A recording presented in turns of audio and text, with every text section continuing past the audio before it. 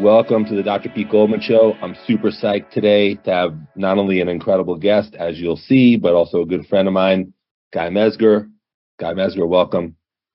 I appreciate it. I appreciate being part of this with you. Cool. Thank you. All right. So I have a lot of cool things to ask you and discuss with you. I know you've been interviewed hundreds of times, maybe even thousands. I don't know. But I think we'll do some unique stuff today together. So let me just start by asking you, obviously when someone becomes a fighter, there's a certain point in their life when they decide they're going to be a professional fighter. I would think some people, when they're 5 years old, they see Rocky 1 and they're like, I'm going to do that. And then some people, it doesn't even occur to them. All of a sudden, they're 20 years old and they decide to be a fighter. When did you figure out or decide, or when did it come to you, man, I think I'm going to do this for a living? I'll be completely honest with you in the fact that, it wasn't in my game plan as, for my life, to be honest. I just managed to screw just about everything up in my life at where I was going at the time, that professional fighting actually looked like a good thing. So you gotta be in a pretty bad place when you think that, you know what, I probably should become a professional fighter. When you say that you talk about screwing things up, I mean, are you being a little hard on yourself and or making a slight joke, or do you think it was that bad? No, it was that bad. I mean, I try to make it fun and funny because to be honest, it was a pathetic thing, and I use it a lot when I lecture and do stuff like that, because I do a lot of talking, and just basically to let people know that life throws you a bunch of curveballs, and sometimes you get hit with a pitch, and you still got to deal with what's going on and make the best of it. And really, my story, how I became a pro fighter was, I was a successful amateur athlete. I was a wrestler. I was a high school All-American. I was a 3-time state champion. I was wrestled on a junior national team, a schoolboy team. Let me just come in for a sec before you go into that. I know you well. I've known you for a long time. And, you're a very smart guy. You have a high IQ. You have a lot of also intellectual interests. So not only do you have a good foundation of being smart, but intellectual topics interest you. So what I'm wondering is, when you were in junior high and high school and, you're, All-American in this and wrestling and learning how to box, did you still like to kind of go home and study? Because you found when you were like in 10th grade and 11th grade and 12th grade, did you find those topics interesting? Or you were just so wrapped up in the sports that you hadn't developed that part of you yet that was more on the intellectual side? No, my problem, to be honest, no, I've always been intrigued, especially kind of dealing with esoterical and spiritual kind of things. I was very explorative as a young man. I asked a million questions, and I was always super inquisitive. My main issue is, well, a couple things. One is that I wasn't a good student as a classically good student, because school, to be honest, was basically easy. And I'll be honest, I didn't take any AP classes or anything like that. I did that intentionally because, I also worked a great deal. I grew up in a poor family. And so, to be honest, I had a job from about age 13 on. And so, I was always interested. My main problem is that I am a bright guy, and I had a good memory. And so I never learned how to study. I didn't have to. I remember my senior year in high school, they changed some laws in Texas that, well, first of all, you actually had to you had a minimum of times you had to show up for class. Before, they didn't have that, so I never showed up. I just, I still managed to graduate in the top 25% of my class without ever really showing up for school. But my senior year, they changed the laws, and so I actually had to show up for class, which was a drag. And on top of it, though, the big thing is that you had to pass certain classes. There were core classes you absolutely had to have a passing grade in that you didn't necessarily have to have in the old days as long as your total GPA was passing. And one of them was English. And so I was, I got a girlfriend near the end of my senior year, and she's like all freaking out because we were supposed to go out, but she had to study for her English test. And I said, well, let me come over and help you study. And literally what I did is I took her study guide and I filled out about 75% of it from my memory. And the other 25, I knew exactly where to find it in the book. And, the problem with that is that you can't do that in college. When you go to college, you actually, first of all, have to show up to classes, which was something still entirely new to me. And there's no way you can memorize everything the same way that you did by just, reading and paying attention. You actually have to study. You actually sit down and to be successful in college is a lot like being successful in the fight business, man. You got to sit down. You got to put a plan together. You got to exercise that plan. You got to make adjustments when stuff comes. And I just was not prepared for it. So, so I went to college. Let me ask you a question. Let me ask you the question on that note. When you were, listen, because who knows? Let's say you grew up in a wealthy family in like Boston or New York. You might have went to Harvard undergrad and then Harvard for a PhD because that's your capacity. Who knows? But my question is, when you were 15, 16, 17, were you surrounded by any people that gave you access to explore higher intellectual and academic things, or you just, your mom and your brothers and your girlfriend and your friends, they weren't really into that? You weren't really exposed to places that you could explore that aspect of yourself, or was there some possibility? Yeah, there very much was. In fact, you've never had the opportunity to meet my brothers, but if you met my brothers, you would you would see, some amazing human beings. I mean, some incredible human beings, unbelievably smart. Here's the funny part. My family, my mother had an invitation to join Mensa. My older brother did join Mensa. And my two younger brothers had invitations to join Mensa. Well, I didn't get the invitation. It's in your genetics. I get it. Okay, yeah. So but with that said, you have you had and you still have these Mensa genetics, but nonetheless you were a spectacular athlete, so you were doing these things.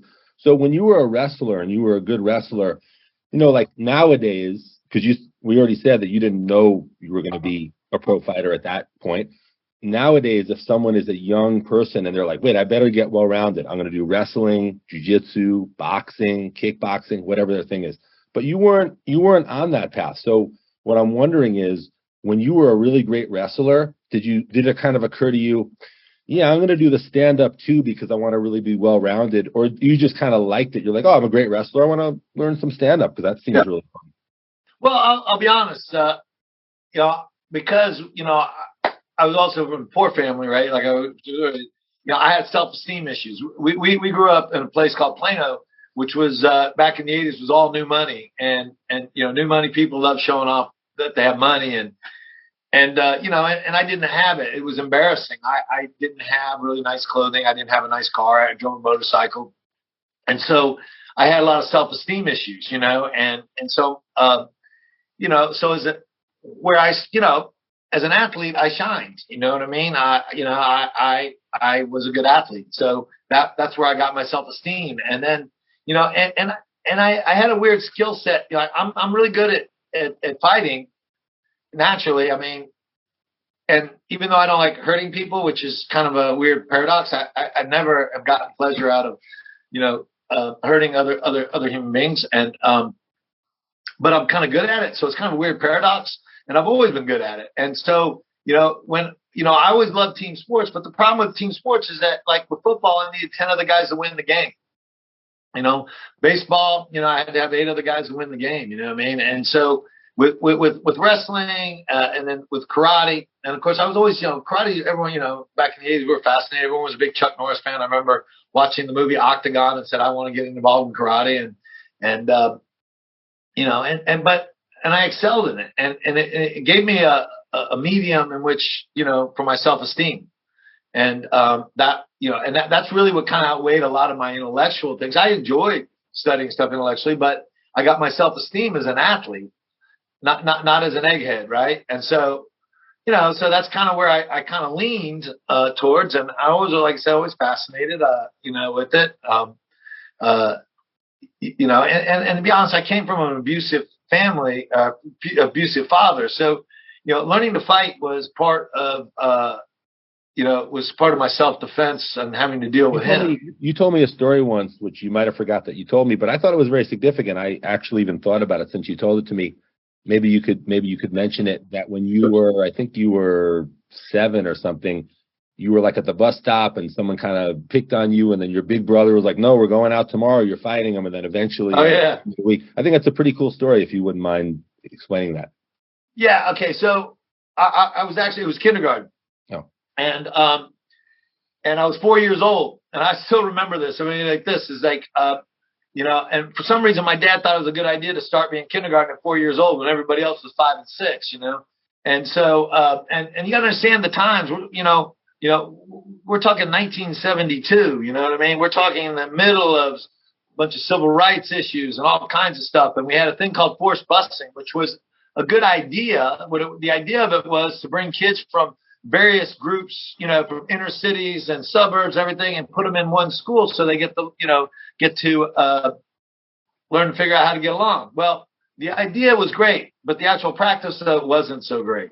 And you're a few years younger than me, but you probably were still. No, I'm actually 4 months older than you, FYI. Oh, are you? I thought you just look younger than me.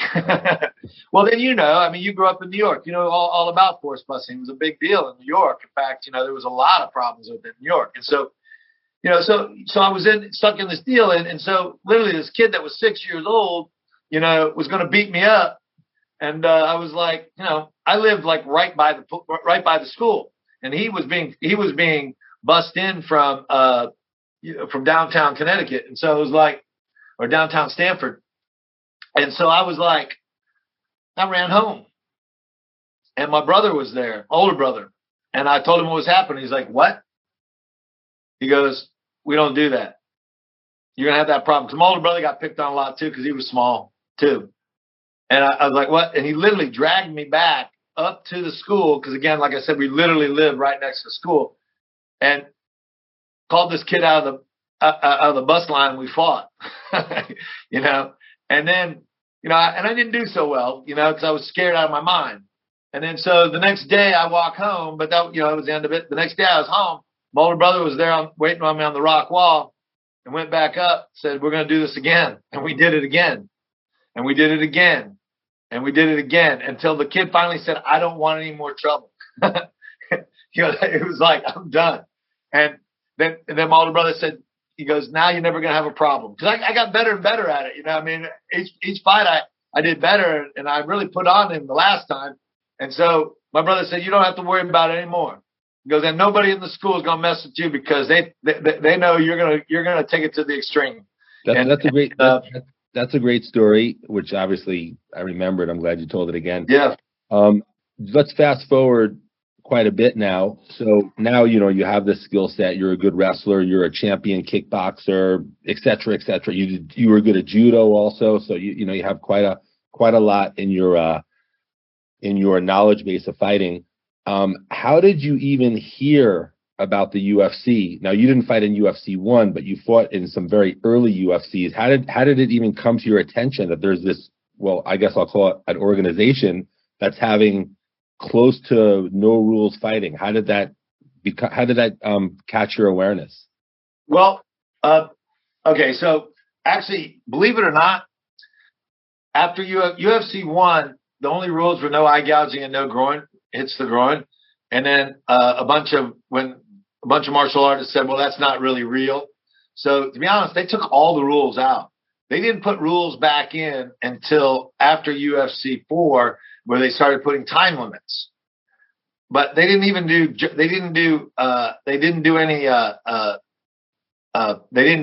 have, at the end of those fights back then, it was a draw if you, at the end of the time limits. And then they added the scorekeeping.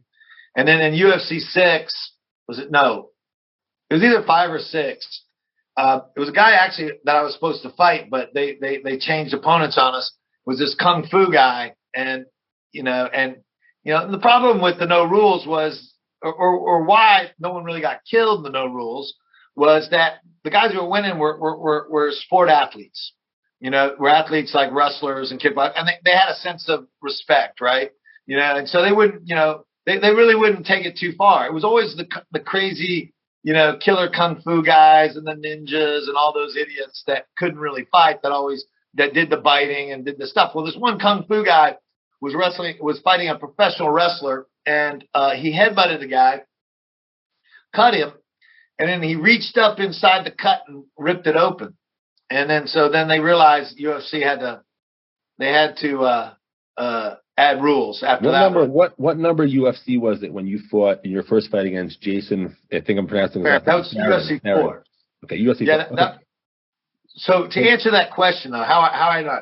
So I saw UFC 1 like everyone else, right? I thought it was just some pro wrestling gimmick, you know what I mean? And then we watched Gerard Godot knock the sumo's teeth out, and I was watching with a bunch of guys, and a bunch of guys that actually fought amateurly and professionally as boxers and kickboxers. And we were sitting there, and literally you could hear a pen drop. Everyone's talking smack, there's a bull. And then we're like, oh, shit. This is for real. And literally you could see his teeth go flying out. And you're like, holy crap. So I was like, and I saw the flaw in most of those athletes. Most of those athletes didn't have a good diversity. Most of them, if they could strike, they couldn't wrestle. If they could wrestle, they couldn't strike, right? But I could do both. At the time, I was number 1 rated heavyweight kickboxer, and I was world full contact karate champion, and I was a former college wrestler. So, I was like, and judo player. And so I was like, I could win this thing. And so, So a guy named Buddy Albin, he became the site promoter for the UFC, and Buddy Albin promoted fights. I fought on Buddy Albin's fight cards, in Oklahoma and Kansas City, where else? Mississippi, Louisiana, Florida. He promoted cards there, and in Texas, I promoted most of my own fights, or actually my girlfriend, my friend did, but I got to know it, and so as a site promoter for the UFC. Part of his contract was he was allowed to put 2 fighters into the deal, but one had to be kind of an alternate position, and the other one could enter the tournament. Well, he asked me and Anthony Macias if we wanted to do this, and we were like, of course, yeah. And then so we actually flipped the coin. He won. Anthony won, so he decided to fight in the tournament, and I had the kind of like the weird challenge match thing that was just before the finals in UFC 4. So that's how it came about. Here's a little trivia for you that you probably don't know. I don't know if you find it interesting, but when Gerard Gordeau was listed as his style in UFC 1, it said Savat, which is of course French kickboxing. Yeah. Well, here's a little trivia that you may not know. So Gerard Gordeau is a Kyokushin fighter, and that was of course in 1993. In 1991, I fought in the European Kyokushin Championships in Holland. And Gerard Gordeau actually was my host. So I stayed basically with him for a week. And I went there, I fought. And then even after I fought, I stayed a few days. And Gerard Gordeau was my host in Amsterdam, which was really fun. But anyway, so he was under my branch of Kyokushin, so to speak, at the time. And when the UFC asked him to fight, he called my teacher, my Kyokushin teacher, who was essentially, he was under, even though I was in New York City.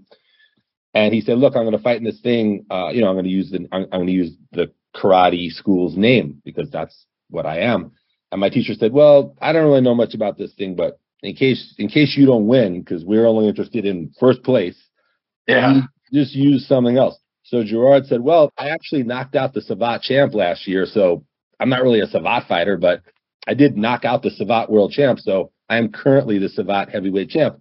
I'll just use Savat. So it's a little trivia. Not everyone knows, but I knew that because I was kind of on the inside of that. So when you knew you were fighting Jason, well, first of all, it wasn't like you were studying tape on him, but did anyone say to you, hey, Guy, your opponent is this guy, Jason, here's what he does? Or were you just kind of concentrating on what you were going to do to him, or how did that go? Yeah, I mean, okay, so the thing is, you got to remember, the UFC back then really wasn't a sport. It was a spectacle, all right?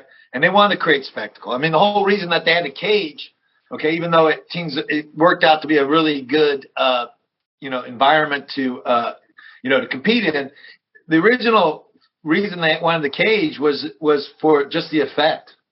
The guy who designed that stuff, he'd been the director for the Conan movies, so he was actually, the cage really wasn't for safety, even though it turned out to be for it. It really was for the effect of two guys getting in there. And I don't know if you guys ever seen the old movie Hard Times with Charles Bronson, but one of the big fight scenes in there, two of the big fight scenes in there is him fighting in like a caged in area, right? And so that's really what they were going for. And so, so it was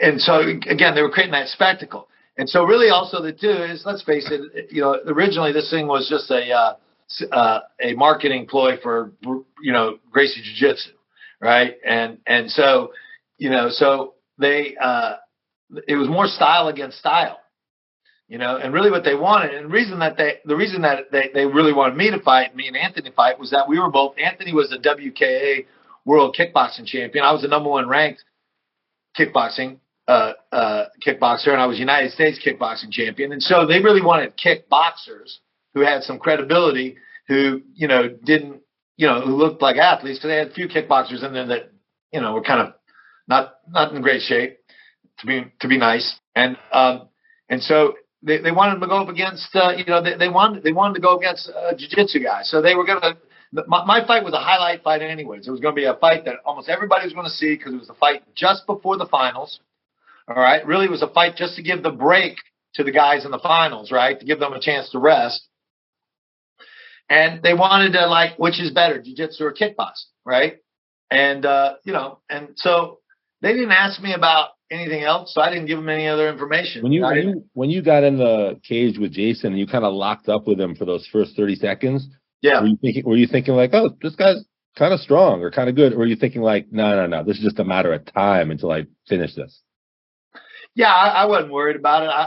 It's kind of hard to recall everything that was in my head, but once I'm in there, I'm not gonna kid you, I didn't sleep good going into this thing, man. I mean, I was like, I don't know how some of these guys, were so confident to get in there, because I had over 60 pro fights walking in there, tons of freaking amateur fights. Been wrestling since I was 8 years old, judo, I had thousands of bouts, right? And when I agreed to do this, man, I didn't sleep probably 2 or 3 hours in a row, and at any time I was like, holy crap, man, what did I get myself into?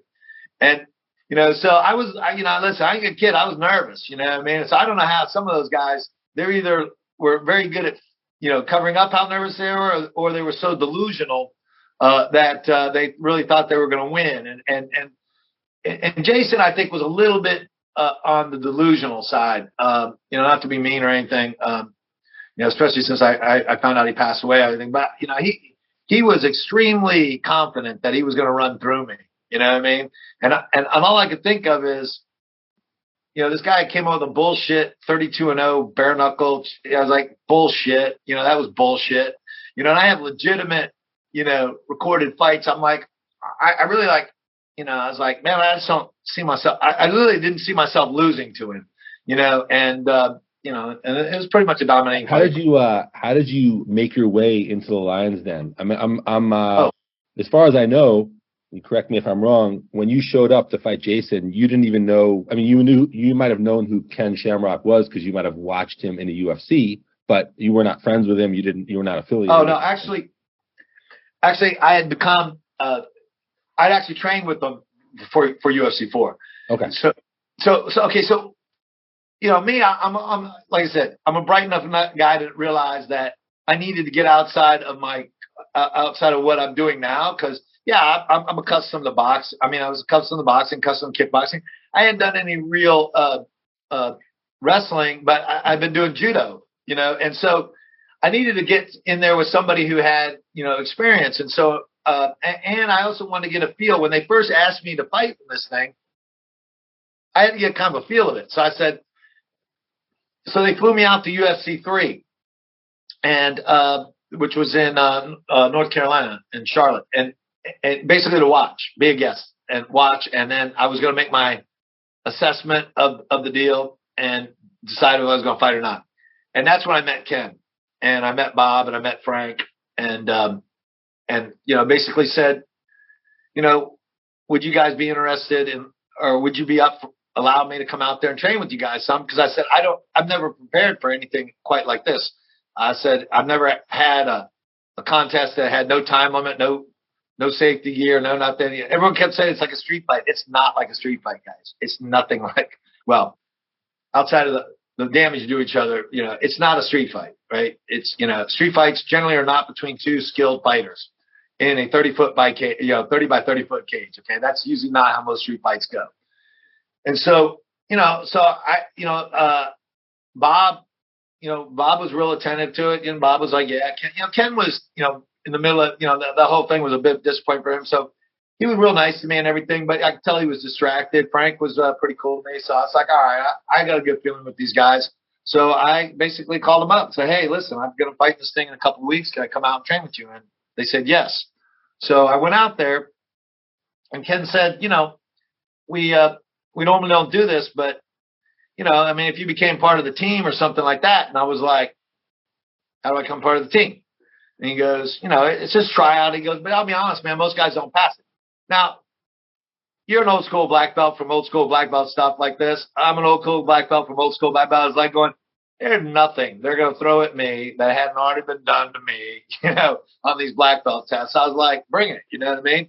And, so I thought maybe I'd do it. So Ken was like, all right, go get your gear on. I was like, oh, okay. I thought we would at least have a day to prep. But so I got there that afternoon. That evening, I did my tryout, which consisted of 500 squats, 500 sit-ups, 500 leg lifts, 200 push-ups. Had to run a mile and a half in 14 minutes. And then I was supposed to fight for 15 minutes. And that's what I did. But I was actually kind of putting it on Vernon. So I actually fought for almost 30 minutes. So who was in there that day? Was Ken, Frank, Vernon White? Who was there that okay, day? So Frank was actually in Japan training. So it was Ken, Jason DeLucia, Vernon. Who else would you guys know? I don't know if you guys would know everybody else. So those are the kind of the guys that you would know that I fought. But the other guys, there were some other guys that competed in Pancreas and stuff like that. But it wasn't a big. After that day, Ken was like, "Wow, great! Now you're part of the team." Like that was the tryout. It was you passed. Yeah, I think Ken was a little surprised that I knew what I was doing. Because again, like everybody think, it is. Everybody does martial arts. Everyone's a badass, and and. Hey, question for you. It's slightly off topic, but we'll get right back to the topic. Yeah. But just as far as the timeline goes. And, there's one moment in UFC 1 between Royce and Ken that always was a little odd to me. Again, I'm not implying or saying or even asking if it was not real. It just was odd to see. I just wonder what your impression is. There was a point when Ken was fighting Royce when Ken kind of sat back for a leg attack, and Royce just came up with him, and of course avoided his leg being locked, and he ended up winning. But it just seems so odd to me because I know Royce knows about foot locks, but it's not like his expertise. B, Ken is really good at them at that point. C, Ken wasn't wearing a gi, so it's not like Royce could grab his collar and sit up. Like, it just seemed like a point where I was like, well, I think Ken is going to finish the fight now. Any thoughts on that moment, or just in the or just in the moment of the fight, anything can happen? Yeah, well, actually, and even Ken will admit this. You got he underestimated Royce. You know what I mean? Ken literally said, "I'm going to sit down and crush this guy. He's a 180-pound dude. I throw javelins bigger than him. You know what I mean? And to be honest, he sat back in a very sloppy position, and he gave up. But, I think he just thought because I don't know if you saw the heel hook that he did on Pat Smith. I did. I did. That was not the most technical heel hook you ever saw. Right.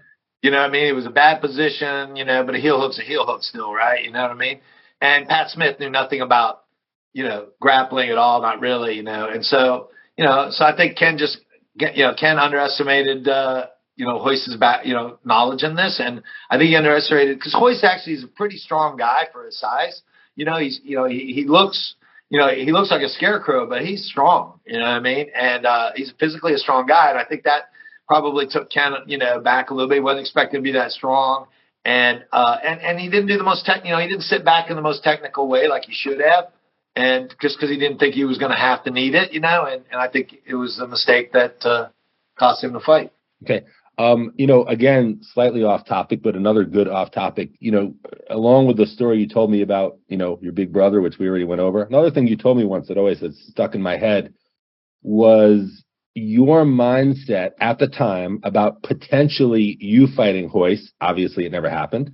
Yeah. But, with your wrestling and your striking or whatever, and just, your level of confidence in beating him, if you did both fight when you were both in your primes, could you talk a little bit about, if you matched up with Royce around those days, what your strategy was? Because you told me that. I found it very interesting. Yeah, I mean, I studied with, like the judo guys I studied with were not like the judo guys are today. I mean, people look up a man named Vince Tamura. He was he passed away. He was a judo legend. He represented the United States in the very first judo championships. His brother was a famous judo player. So I understood, like I was watching, so I understood, how to avoid arm bars, how to avoid position, and one thing good about college style wrestling or folk style wrestling is it's about control. Now it's a little less that way with freestyle and Greco-Roman, because all you have to do is tilt the guy, and you only have a few seconds to try to maneuver the guy anyway. So a tilt position or a pinning position in freestyle, and you stand back up, versus folk style wrestling where you actually, in college, you get riding points. If I ride the guy for a while, I get points for, controlling it. And so, my game plan was, pretty simple. It was the fact that I saw him shoot takedowns. I realized he's probably not going to be able to take me down. All right. He's going to try to pull guard, and I'm just going to play like I did, like when I was in judo. I was real good at playing the defensive game and just work my way back up and just, try to knock him out. I have knockout power. I mean, out of 125 wins as a pro, 88 people got to get knocked out. So I have a high percentage of knockouts.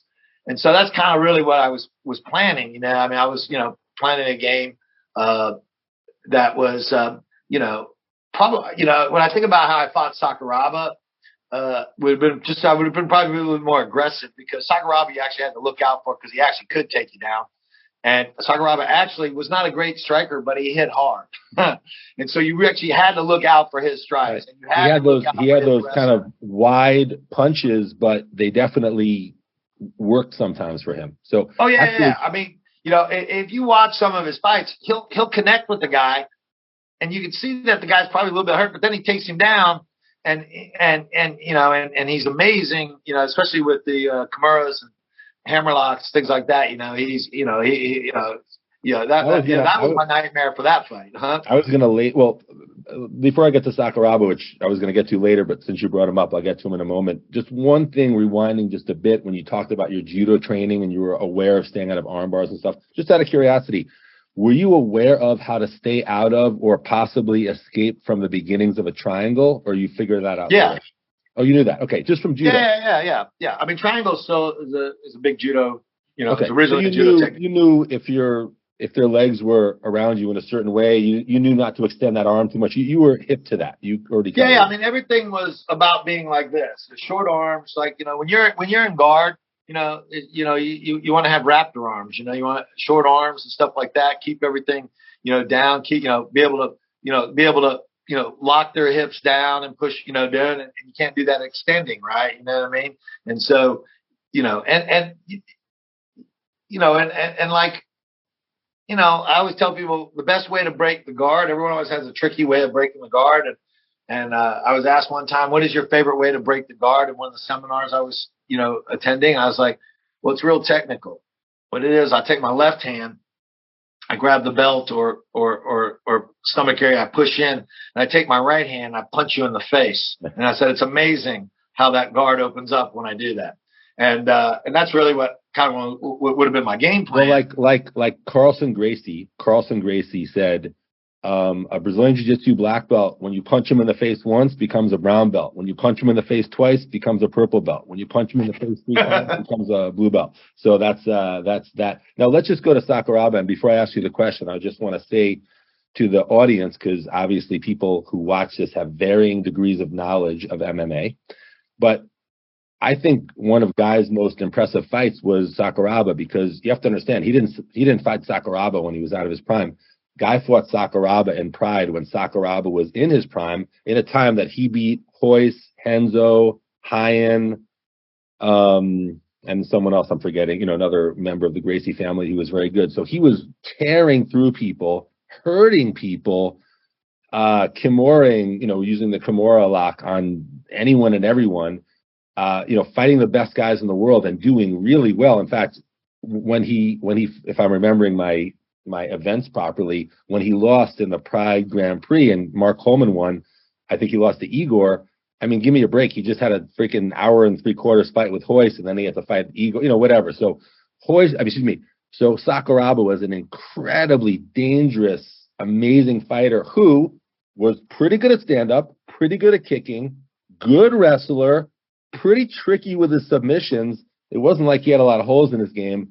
And that fight was amazing, how well you did. So with that as an introduction, do you want to talk a little bit about the Sakuraba fight? Yeah, I mean, everyone always wants to ask about it, so it's probably been talked to death. But, the thing that I find that one of the more interesting aspects was, like I said, I took that fight on 2 weeks' notice, and believe it or not, I actually had the flu. And it's so funny because they said they gave the match, they were like, oh, the reason we gave it a draw was because you outweighed him by 20 kilos. Because they listed me at like 93 kilos, but I had been sick. I actually literally had the flu. I literally, the day I left, I took 4 IV bags of fluid. Then I got on a plane, and I was so dehydrated from being sick, from not doing well, I didn't pee one time on 4 bags, 4 liters of that. That's a lot. And as a doctor, I should have been like peeing like a racehorse, and that's how dehydrated. So, but for some reason, when I got to Japan, I felt good. I mean, I really did. I felt good. I felt strong. And so, basically, my game plan with Sakuraba was, I thought I matched up with him good enough on his wrestling, but he was sneaky enough. And so Mark Kerr and Mark Coleman were training, were rolling together, and we walked in as they were finishing up, and I just said, "Hey guys," I go, Sakuraba shoots that, Sakuraba shoots what's called a Russian single or, outside single. He does that a lot. I said, I know I'm not going to catch him in a guillotine, because the last thing I really want to do is try to guillotine him and pull him on top of me. You know what I mean? I said, that's not what I said, I'm thinking, what would you guys do? And they literally, were like, grab this. And so one of them was grabbing his okay. So if he was grabbing my right leg, I would reach over top and grab his right leg, his ankle, and pull it up towards his butt, right? And which is similar to a move that you do, but it was something that they did different that I'd never seen before, and I used it in the match. That's one of the reasons why Sakuraba could not take me down. And it was so funny because after the match, they come running up, they give me both of them big hugs. They're like going, "You used the match, you used the move." I was like, "Yeah, of course I did." I mean, it works. And so it was kind of cool. That was kind of a cool thing. Those guys helped me win that fight. But like I said, fighting him was, the key was staying moving. The problem with most people is they try to lock him down. Like if he takes you down, they try to, you try to get him in the guard. Not a good thing to do to him, right? If you don't. So the way you fight a guy like Sakuraba is you got to match movement with movement, and that's what I did. If you watch the match, when we did go to the ground, I was moving constantly. You know what I mean? When you mentioned about the guard, listen, Royce Gracie probably has a better guard than most people in MMA, and he was fighting in Pride at the time, and he tried to use his guard against Sakuraba, and it didn't work out in any way, shape, or form. So that was a good hit. Exactly. And anybody who tries to not move, you got to stay moving on him. You know what I mean? And that's really kind of the key, because that's how he gets his stuff. When he does stuff, he moves, and his movement sets up his submissions. And so, if you watch how he does it, he's very rarely is it like this slow prodding type attack with him. It's usually a series of attacks and movements till he gets you a good position on you, and then he usually slows it down, because he's also chimpanzee strong, and he'll get. You felt his strength was quite high? Yeah, you where you find out about it is when he starts grabbing hold of your wrist. Yeah, he does not come off as a strong athlete. He doesn't use it's not like he uses power shots and things like that. But he is crazy strong. All right, like when he grabbed hold of my wrist, because he wasn't giving much resistance on some of the stuff. So I was kind of felt like I could push him around. But then once we started rolling a little bit, and he grabbed hold of my wrist, I was like, holy shit, he's a little stronger than I was expecting. And so there was an adjustment I had to make. And that's really why I didn't stay on the ground at all with him at all possibility, because I realized exactly how physically strong he was. And I was like, and I didn't really know how my wind was going to be, because I didn't get to train very much for that fight. And so I was like, I better keep it to where I know I can control the energy. Got it. And then, going from like UFC to Pancreas to Pride, et cetera, when did you, and listen, I'm sure even when you were doing judo way back in the day, you were familiar with footlocks on some level, but certainly in Pancreas, you became a leg attack expert on defending them and executing them. When you were learning that, did you think like, man, these are playing a bigger role than I ever thought they did? In Japan, these guys just love the freaking leg attacks. Was that kind of a surprise to you? Well, I don't know if the term surprise would be the right word, but fear would be a better word. Because, I knew that I would be able to get out of the, triangle. I knew I'd be able to get out of the armbar, but man, I was unfamiliar with the leg locks, right? Yeah, I'd seen leg locks done. Like they have leg locks in judo, they're the traditional ankle locks in judo aren't nearly as good as the ones that they do today, right? But they're, I'm familiar with them. But it scared me, and one of the criticisms I got in Pancreas was I wouldn't stay on the ground very long with these guys. That was because, I was, when you wear that shin pad and the shoe, that's like a handle that says, here, break my ankle. It's funny. You might as well wrote that on the pad. As you were talking, my next question was going to be, wearing those boots in Pancreas, how much more difficult did it make it to escape leg attacks? But you obviously started talking about it. It made it, to be honest, it made it next to impossible. And that's why, I got a broken leg from Funaki from getting in a leg lock, and I couldn't kick out, I couldn't get out of it. When you fought Funaki 2 or 3 times? 3 times. Okay. When you saw him, again, just kind of going on a side subject, when you saw him fight Hickson, I don't think either of them were on their primes. I think Hickson was past his prime. I think Funaki was past his prime.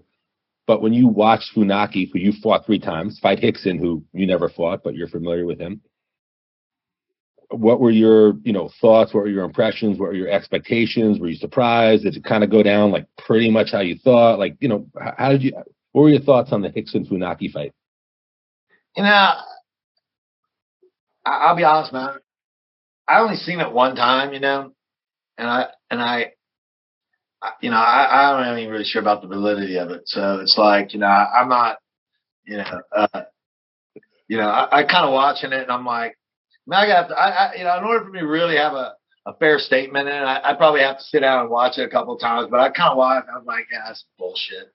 And which it may or may not. I mean, I'm not. I always held judgment on that because people would always say shit like that, and you're like, what the fuck you're talking about. Now I kind of know what I'm talking about because I don't know. 60-something MMA fights. I might know about a little bit about it. But, as you know, Guy, as you know, that when there is a fight that's not legit, sometimes both fighters know, and sometimes only one fighter knows. So I don't know. I don't know what Hickson knew. I mean, I have no idea. I have no clue who knew what. Yeah, and so I don't know. I mean, I just thought, it was, I mean, Funaki, Funaki is by far one of the best guys I ever fought. And I fought really great jiu-jitsu guys, and they haven't been able to do anything to me. I mean, be honest, I haven't been able to do anything. On that note, Guy, you actually bring up a topic that I wanted to bring up, and it's interesting because I think, and you correct me if I'm going to lay out a scenario. You correct me if I'm wrong. If you fought Ricardo Arona or Nogueira in Abu Dhabi rules, you might lose. I'm not saying you would lose, but you could lose. But the fact that you fought them both in MMA, and even though they might have known more submissions or been, knew more jiu-jitsu, when you fought them in MMA, the whole story changed, and you did phenomenal against both of them. So I just wanted to kind of ask you, when you were fighting guys who were, because Ricardo Arona, if I'm not mistaken, in like 99, he like won the Abu Dhabi heavyweight. He was like the best no-gi grappler in the world. Yeah. But that didn't totally matter when the rule set was pride rules. Like, how did you kind of think about fights like that? Well, I mean, the game plan was to, really the game plan comes down when you fight guys like those guys is to rough them up. And then when they try to take you down, when you start stopping their takedowns, they start panicking because they're like, what am I going to do? Because Ricardo Arona doesn't want to stand up with you, like just indefinitely, obviously. Speaking of Arona, just a quick question on a side note before you continue about that fight. You mentioned Sakuraba looks way stronger. Feels way stronger than he looks. Ricardo Arona, I don't know what kind of shit he was taking, but he looked inhuman, his physique. Yeah. Was he weaker than he looked, or he was that strong? Because he looked really strong. I mean, he was strong. I mean, he wasn't stronger than me, but he was strong. I mean, we matched up probably strength, about the same. I know he looked a lot more muscular than me, but I've always kind of like had chimpanzee strength. I never looked that strong, but I've always been a very strong athlete. When a guy like Arona or Nogueira, win a split decision, which is kind of a suspect decision for several reasons, did they ever kind of come up to you after and be like, hey man, I just want to say, like, you won, or hey, you did great, or hey, I can't control what the judges do, but thanks for fighting me? Or did anyone say stuff like that? No. But Nogueira was always a good guy though. He was always like, that was a really great fight. He goes, that was one of my toughest fights ever, and blah blah like that. And but Arona, not so much. I mean, but we didn't really talk. I don't think. Plus, I don't even know if he speaks English, quite frankly. I mean, I don't think. I mean, I think he. I didn't have any problems with him as a person. I mean, by and large, most of the guys were pretty decent guys. There were only a handful of guys that I was like, man, just avoided, because if I was going to be around him, I'd probably take a shot at him. So right. It was like, so speaking of that kind of stuff, going back and forth with different organizations, different timelines. But when you fought Tito the first time, I think you won in the guillotine, if I'm not mistaken. Yeah. Because he looked strong again. I don't know how strong he was. I guess you'll tell us. Tito's strong. Yeah, he looked very strong to me.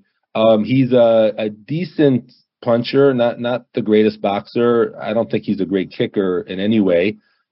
Decent submissions, but a pretty solid wrestler. What was it like for you, strategy wise, and just feeling it to be in there with him? Well,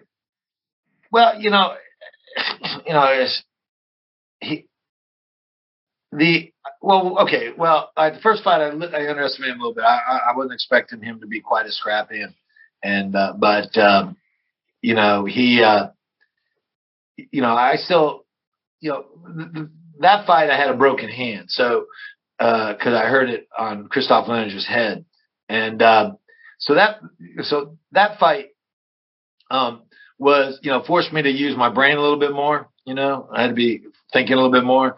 And the second fight, it just wasn't. I didn't prep for it right. I don't make excuses. I'd been sick, and so if I step in the ring, I don't make excuses about it. Like fair and square. It's just like I said, is like I was promised, because I was going to cancel that fight because I got the flu. They paid me more money, but they also guaranteed me a rubber match if I lost, which they never did until, well, really it wasn't even a rubber match because, it was just, it was a new organization and everything else. I mean, when Dana White came about, right? But the original Center for Entertainment Group, they promised me a rubber match, and if I took the fight and lost, and they never gave it to me. Hey, question, Guy. Just switching gears a bit, but I was thinking about it when you were talking about the Tito fight. You had a really good lead left roundhouse kick to the head. Yeah. You were fighting left or front. You would lead. That's my trademark. That was a great thing. You had really good ground game. So when you're on the ground, either grappling or striking on the ground, that was really good. You also had good, just straight boxing. I didn't see you, and you can correct me if I'm wrong, I didn't see you attack the body that much, meaning I didn't see you throw like a ton of left hooks to the liver or right straight to the solar plexus or in the clinch knee the solar plexus or liver a lot. I'm sure you did here and there, but is that just something that you were so good at boxing, going for those punches to the face, so good at takedowns, you just had so many things you were doing that was lower on your list of attacks, like body shots? Yeah, so how I like using body shots are I generally like, if you watch like my kickboxing fights and stuff like that, you'll see where I do my body attack.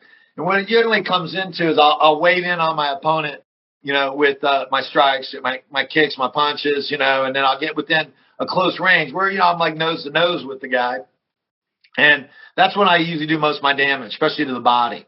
And you just didn't get that opportunity the same in MMA. Just because, once you got that close, it became a grappling match, usually, you know what I mean? And so it was a little harder to do that. And, I, like when I did knock a couple guys out with body shots in MMA, it was because I used it as a lead punch. Like I would, I'd fake the jab and then just throw a horrendous left hook into the body as I'm, lean into it, and I caught a couple of guys doing that and knocked them out. But my style was much more like getting in close. Once I was in close, then start working. Keep them worried about here, and then boom to the body, boom to the body. The thing is that really the only body shot KOs people see too much in MMA is a left hook to the liver at times. And B is a kind of a right spinning back kick, which kind of ends up on the right side of their body, which ends up on their liver, whether they even know they're targeting the liver or not, I don't know. And then sometimes in the clinch, you'll see a knee hit the solar plexus. But anyway, that's that. Kind of wrapping up, I just wanted to ask you about nutrition for two reasons. Well, one is, even if you never ended up getting a naturopathic degree, which you did after your career, even if you didn't do that, just being a fighter, you were kind of thinking about nutrition, because even before you had the knowledge that you have now, you had a rough idea of foods that made you feel better or didn't make you feel better or whatever. And of course, after your career, you did get a degree, a doctorate as a naturopath. So if you'd like to just chat a little bit about nutrition for athletes and nutrition for the general population, just some things that you've gleaned over the years that could be helpful, I think that'd be great. Yeah. Well, okay. So a couple things that I would tell you that would be helpful to a lot of people is nothing new, but a lot of it is the intermittent fasting. That fasting itself over, for thousands and thousands of years have been used in practices, as you know, because your practice is a naturopathic type practice too, and nutrition's a big part of it. Just the way that we eat foods, when we eat them, and the foods that we eat when we eat, have a significant effect on the chemistry in our bodies. And what I have found with the intermittent fasting for me at my age now an intermittent fast is not for an athlete. It would be very difficult to be able to do that as an athlete. But for generally, like for an athlete like me today, like if I was to compete in jiu-jitsu tournaments, stuff like this, intermittent fasting wouldn't be a problem. And really, it's a great time, a great way of eating, because it literally allows you to be able to, because I'm still 205 pounds right now. I intermittent fast anywhere from 16 hours. If I want to be in a muscle, if I want to get a little vein and want to put some more muscle on it, something like that, I'll do a 10 hour, 14 hour type deal. But generally, I keep a 16 to 8. And of course, if I wanted to slim down, I would do a 6 and 18. But I think it's an excellent way for people to get involved in getting control of their health. So, Guy, besides the intermittent fasting, there's a lot of different ideas about carbohydrates, and let me explain what I mean. Then I'd love to have your expertise on it. There's some people who, let's say, do the carnivore diet, so obviously they don't have carbs. There's some people who will say, well, if you're a high-level athlete, you're burning a ton of calories. Have your protein, have your fruits and vegetables, but it's okay to have some carbs. And some people are just like afraid of carbs, or something like or some people even say either don't have breakfast or at least have a protein breakfast. Like don't be having like toast and like cereal for breakfast. Either just don't eat breakfast or have like eggs, for example. What are your thoughts on carbs? Because there's a lot of confusion about it in the world. Okay. So the problem, the mistake that people make with carbs is that, so carnivores, people don't realize, people eat the carnivore diet, your body's protein utilization on, let's say you just ate red meat, okay? You just ate red meat. All right. So if you were eating steak, what people don't realize, the amino acid absorption on that thing is literally only about 38%. So what happens to the other 62%? Well, it goes either strictly to waste, or in fact, with most meats, it actually turns into glycogen in your liver. All right. So it's going to convert into, carbohydrates convert into glycogen, they convert into glucose, stuff like that. So you can do that with meat. So what people don't realize is that you're still doing that. And it's the quality of your proteins, which is super important. And it's also the same thing as because, prime example is eggs. Eggs are a great protein source. Why? Because, to be honest, like 60% of it, or 68% of it, whole eggs goes to amino acid utilization. So there's less waste and there's less sugar. So if you really were going to be on a carnivore diet, that would be where you want to be. But nobody really is. You know what I mean? They just eat meat, but they're still going to do it. So the problem that I have with that is that, especially for the athlete. Well, okay, here's the difference. If you are, it's like you've heard of the multiple meal deals, right? So that's a big deal. Eat multiple meals. An athlete should eat multiple meals, but what they have to do is that that's like grazing, right? That's how when you eat 5, 6 meals, 7 meals a day, it's like grazing. Okay. There's 2 kinds of animals that come to mind when I think of grazing. One of them is a cow and the other one's a horse. What's the difference? Well, one we eat and the other one's an athlete. So if you're an athlete, having the multiple meals and stuff is important. Having carbohydrates is important for an athlete because that actually causes that insulin reaction to push those nutrients into your cells for recovery and strength and all that kind of stuff. So that's super important, and so, but the quality, the problem that we have today is the quality of the carbohydrates that we have today is really the problem. Okay. How about this? That's very helpful, I'm sure, to a lot of people. How about coffee? The reason I ask about coffee, because some people think coffee is actually quite good for you, and they'll explain why it's good for you. Some people think coffee is not good for you. Some people don't really know. They just like how it tastes, so they have coffee every day. Some people, their body is probably not quite healthy enough, so they don't have energy, so they kind of need coffee to function. What are your general thoughts on coffee? Well, I like coffee. I'm a big fan of it, but I'm also a big fan of. Okay, here's the deal. The nice part about coffee, and why coffee is better for you than just like a caffeine supplement, is that there's a lot of polyphenols in coffee, and there's a lot of good nutrients in coffee that really are phenomenal for you, and actually offset a lot of the stress that too much caffeine will cause your adrenals. So when I tell people, yeah, coffee is actually a better deal than doing a pre-workout. Like people do these pre-workout things, and you look at them, and they'll have like anywhere from 200 to 400 grams of caffeine. Way too much, right? And it had nothing nutritional in those things that help offset that. So yeah, I'm a big fan of coffee, but I also am a big fan of limiting it, because again, what you have to worry about is adrenal exhaustion, and you know that. I mean, you probably have to deal with that more than anything when it comes to people outside of the actual adjustment issues with you, and it's something that we deal with our patients. Is that they get they don't realize all the crap that's out there that has sugar in it and has caffeine in it. Those are two things that are the sneakiest stuff. They'll be like caffeine free, but it has guano. What is guano? Guano is caffeine. Exactly.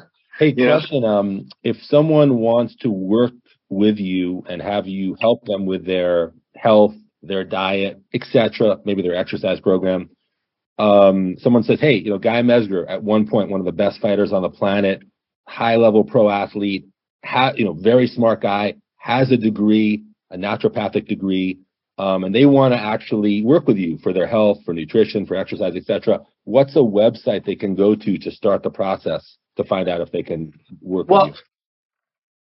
Our medical website is mesgarsystems.com.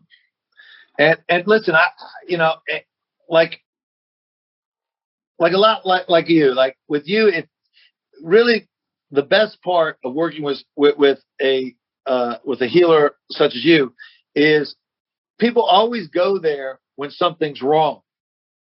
But really, they would be much better off if they went to you when things are right in order to keep them right, so we don't have these big dramatic issues that go on. You're saying this, Guy, you're saying that whether someone's sick or totally healthy or in between, they can go to mesgarsystems.com and start working with you at whatever level of health they're at to make it higher. Exactly. If we get we only have 3 patients that are under 35 years old. 2 of them are physical wrecks, and one of them came to me because he heard me talk about it. I said, listen, if I get guys coming to me at their 30s, they won't have to be on testosterone. They won't have to be on all this other stuff till much later in life. They won't have the issues with their thyroid and all this other stuff, because we will start working on programs to heighten that. And that's really still the truth. Is like the biggest crime I see right now are these med clinics where they're just pumping these guys through with testosterone. Now, I'm not saying that's that people don't need it, but most people don't need it as much as they're prescribing. It's a standard, dude. It's a standard 200 milligrams of testosterone once a week. It's a testosterone cypionate. You come in, you get your shot. Really, what they're doing is they're making you a slave.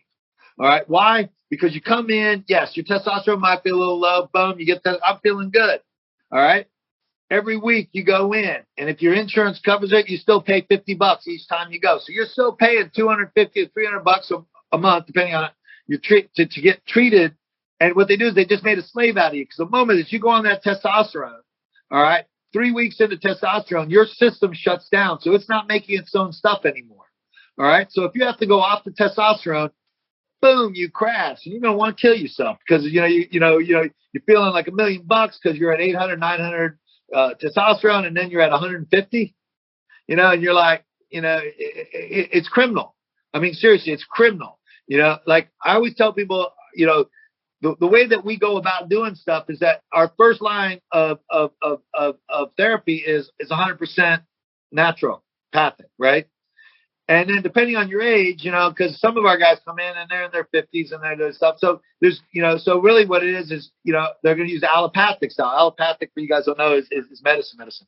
So really what it comes down to is that there's very few people that are ever going to be or should ever be full allopathic. But most guys do. Most guys just do the testosterone, right? They don't check their nutrition. They don't check their inflammation levels. They don't check you'd be surprised how they even check the estrogen levels, which is a byproduct of too much testosterone. Anyways, so, it drives me nuts. And really, as we go, I'm a fan of certain allopathic medicines, not many, but some of them. And I'm actually a fan of testosterone too, if it's done correctly. And that's the important part. The important part is that you get into a system, you get your doctor who knows, hey, your testosterone's a little bit low. Here is something that might raise it up without, shutting your system down. But they don't do that. Why? There's not any money in that. They can't charge your insurance company $250 for that shot. Well, listen, obviously, if you listen to the guy talk about health and healing, A, he cares. He said that one thing drives him crazy. A, he cares about you. B, he's an expert. So anyone who wants to work with him for their health, we'll put the website up. We already said it. Yeah, please do, guys. I really got a great team of healers on me. We have an amazing medical director who is, among other things, one of the leading neurological specialists with plant-based medicines. On top of being an amazing medical doctor. We have a great therapist who's also a nutritionist who so we have a great team. Our nurse practitioner, she's an amazing nurse practitioner, super smart. We got an amazing team of health professionals, and I would love to, like I said, I would love to spread our gospel because it's not just about getting a shot. It's about developing community, about developing try to develop a cure, because again, most of the problem with most allopathic medicines is that they're really just band-aids, and sometimes you need that. I'm not saying you don't, but really, if all you're looking for is band-aids, you're always going to have a place to bleed.